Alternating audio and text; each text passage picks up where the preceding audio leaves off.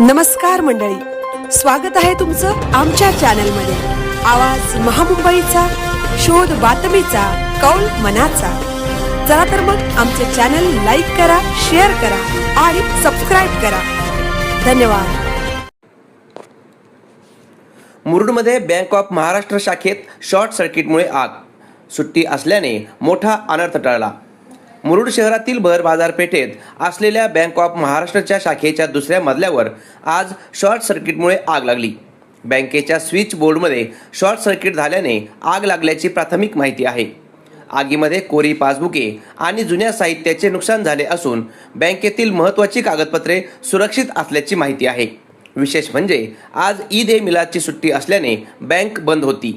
या बँकेत दररोज हजारो ग्राहकांची वर्दळ असते, मात्र आज सुट्टी असल्याने ग्राहकांची गर्दी नसल्यामुळे मोठा अनर्थ टळला।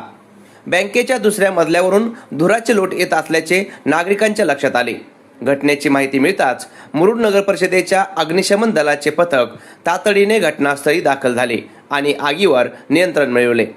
सुदैवाने या आगीत कोणतीही जीवितहानी झाली नसली तरी बँकेतील साहित्याचे नुकसान झाले आहे।